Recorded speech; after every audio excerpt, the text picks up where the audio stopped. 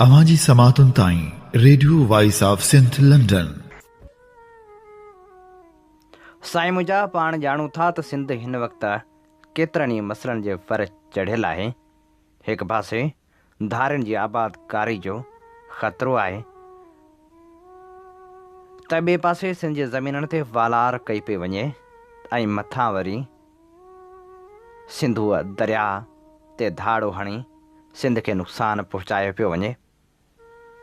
सिंध जी सूरत हाल ऐं इन्हनि मसइलनि बाबति ऐं पंहिंजनि जी गद्दारी वारे मामले ते क़ौमप्रस्त अॻवान ऐं ख़ूबसूरत लेखक नवाज़ शाह भाॾाई जे पंहिंजनि हया पुठ में जे उनवान हेठि लिखे थो, क़ौमूं उन वक़्तु नुक़्ते उरूज वञाए ज़वाल जे वेझो थींदियूं आहिनि जॾहिं उन्हनि क़ौमुनि मां भाड़ेतू ऐं गद्दार जनम वठंदा आहिनि। असां सिंधियुनि सां बि तारीख़ इहा जुठ कई आहे त उहे पंहिंजे क़ौम जे सरदार भोतार पीर मीर ऐं वॾेरे जी मौक़े परस्ती ऐं इब्न वक़्ती जे करे ग़ुलामी जे ओड़ाह में किरिया पिया आहिनि। बरे सग़ीर जी तारीख़ बि अजीब तमाशनि जे रूबरू आहे। हिंदुस्तान ते अंग्रेज़नि 100 साल हुकूमत कई। अंग्रेज़नि जो तइदाद को 25,000 खनि हो। 3 लख हिंदुस्तानी सिर्फ़ु संदन फ़ौज में भर्ती थियल हुआ।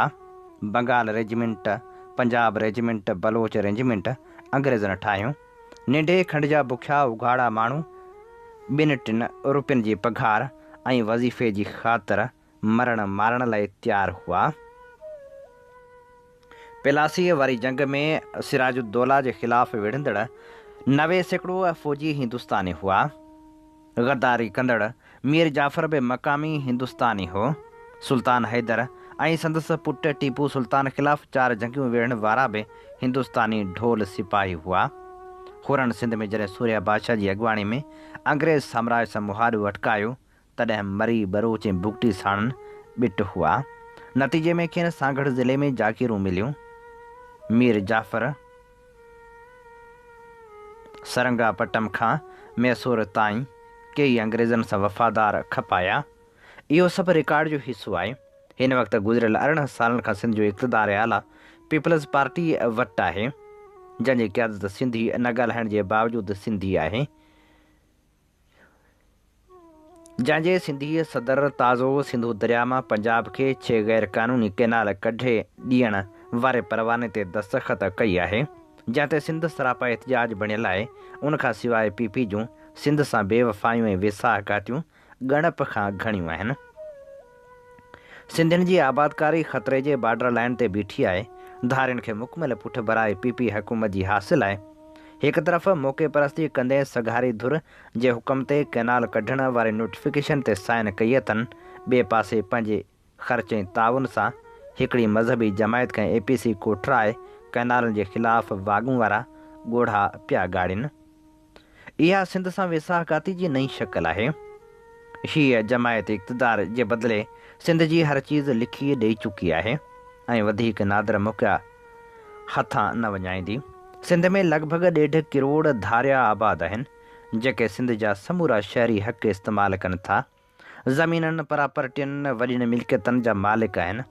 असेंबली जा मेंबर आहिनि। एतिरा सघारा आहिनि जो मक़ामी माण्हुनि खे बंदूक जे ज़ोर ते धमकाइनि बि था, क़तल बि कनि था। वॾी ॻणती जोगी ॻाल्हि इहा त उहे असुलु कनि धरती धणियुनि, यानी सिंधियुनि खे तेज़ी सां अक़लियत में तब्दील पिया कनि। छा पीपल्स पार्टी उन्हनि धारियुनि खे सिंध मां बेदख़ल नथी करे सघे? छा उन्हनि धारियुनि खे PPA जी पुठ भराई हासिलु न आहे?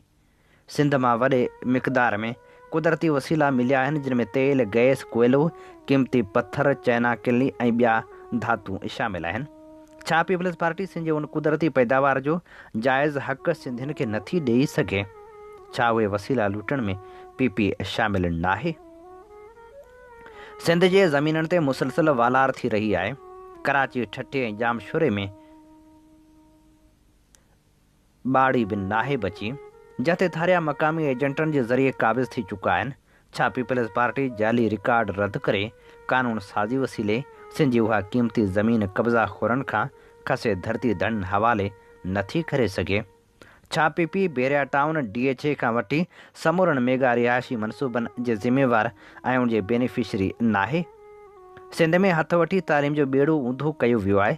छा पीपल्स पार्टी सिंधियुनि जी उन वॾे अहम मोर्चे खे हथ सां बर्बाद नाहे कयो? सिंध में कुझु NICVD जे यूनिटनि खे छॾे समूरनि सरकारी अस्पतालनि जी तबाही, दवाउनि जी खोट, रहज़न डॉक्टरनि जी मुक़ररी, ग़रीब माण्हुनि खे मिलंदड़ धिकनि, थाॿनि ऐं तकलीफ़ुनि जी ज़िम्मेवार PP नाहे? सिंध में लखनि जे तइदाद में यूनिवर्सिटियुनि ऐं आला इदारनि मां महिनत करे पढ़ी आयल नौजवाननि वटि रोज़गार नाहे। उहे डिग्रियूं खणी या भटकंदा वतन था। सरकारी ऐं प्राइवेट इदारनि जे करप्ट कामरनि आॾो इज़त नफ़्स पामाल कराइनि था या वरी दिलि बर्दाश्ता थी ख़ुदकशी कनि था। छा उन जी ज़िम्मेवार पीपल्स पार्टी नाहे छा? उहा पार्टी पैसनि ते नौकरियूं नाहे विकिणंदी? सिंध में 52% औरतुनि जी आबादी आहे। न्याणियूं वॾा ख़तरा खणी तालीम हासिल करे अचनि थियूं, उन्हनि खे के बि नौकरियूं नथियूं मिलनि। घरेलू औरतुनि लाइ टेक्निकल एजुकेशन जो बंदोबस्तु नाहे। जितां को हुनर सिखी रोज़गार कनि या जेके हुनरमंद औरतूं आहिनि उन्हनि खे मौक़ा नथा मिलनि। छा उन जी ज़िम्मेवार पीपल्स पार्टी नाहे? सॼी सिंध में हिकु तरफ़ पाणी जी मुसलसल खोट आहे, ॿिए तरफ़ माण्हू गटर वारो, कारखाननि अस्पतालनि जे गंद वारो पाणी पीअनि था। नतीजे में सदन दिलि, फिफड़, गुर्दा, मैदो, जिगर ऐं जिस्म जा ॿिया हिसा ख़तमु थी वञनि था। सिंध में रुॻो हलंदड़ साल हिकु रिपोर्ट मूजिबि गंदो पाणी वापराइण सबबि 20 लख मासूम ॿार बीमार आहिनि। छा उन जी ज़िम्मेवार पीपल्स पार्टी नाहे? थर मां कारो सोन पियो निकिरे, बिजली पई ठहे, थर में पाणी कोन्हे, हर 5-6 महीने कारूंझर जी कटाई थिए थी। राजस्थान जो थर ॾिसो, वरी असांजो थर ॾिसो, रुॻो बुख ऐं उञ जो राज आहे। छा उन जी ज़िम्मेवार पीपल्स पार्टी नाहे?